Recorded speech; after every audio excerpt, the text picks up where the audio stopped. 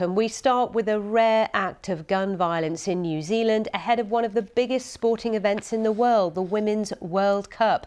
Police say a gunman shot and killed 2 people in the city centre of Auckland. At least 6 others were injured, including police officers. The attacker also died at the scene. New Zealand's Prime Minister says there is no wider national security threat. He described how the shooting unfolded. The offender was armed with a pump-action shotgun.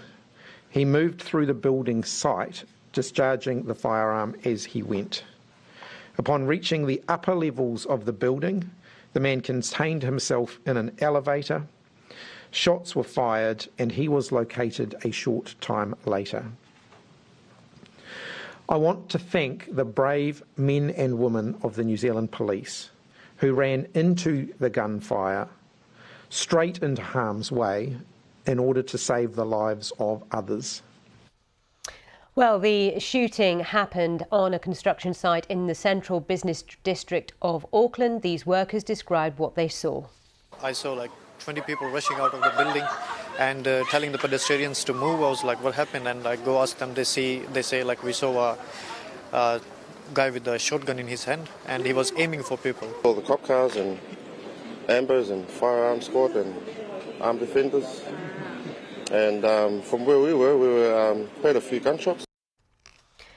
Well, as we have said, this has been going on in Auckland just ahead of the kick-off of the Women's World Cup. Let's go live there now to speak to TVNZ reporter Aziz Al-Safin. What more can you tell us about this incident? Kia ora, Sally. Well, it is just hitting 4 p.m. here, and while it seems to be quite calm in front of the precinct construction building, at about 7 a.m. it was a very different story. Police were called here at about 7:30 after hearing gunshots.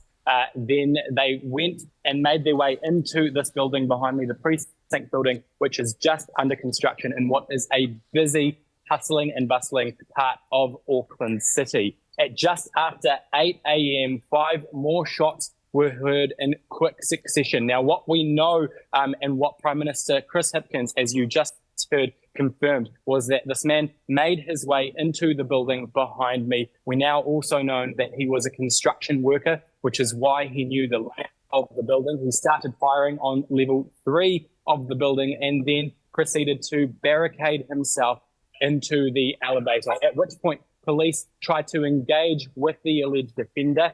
They were unsuccessful and more shots were fired. A police officer was injured, critically injured, might I add, in the negotiation, and then the shooter was then found dead. We know that the other 2 were in fact civilians, and we can confirm now that 10 others have been injured. They were all taken to Auckland City Hospital. One of those people, as I just mentioned, was that police officer who suffered a gunshot wound. He was in a critical but now stable condition. And as you mentioned, this is the day where it was meant to be a day of celebrations. The FIFA Women's World Cup was kicking off and is still set to go ahead at Auckland's Eden Park, with New Zealand set to verse Norway.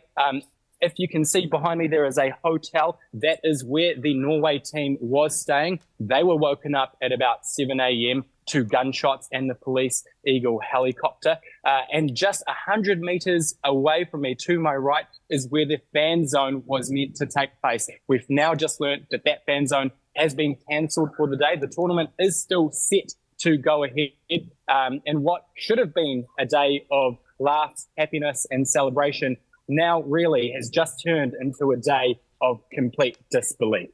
OK, Aziz Al-Safin for now. Thank you very much for the very latest on that. TVNZ reporter at the scene. Well, as we said, the shooting came hours before the Women's World Cup is due to begin. New Zealand Sports Minister Grant Robinson said the incident would not affect the tournament.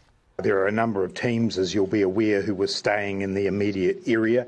They are all safe and sound, and as the cordon moves in, they will go about the normal business of today for them. For some of them, that involves playing this evening. For others, that involves moving to other locations in New Zealand to play their games. So they will, in the course of the next few hours, do what they were always going to do, go to training, go to play, and so on.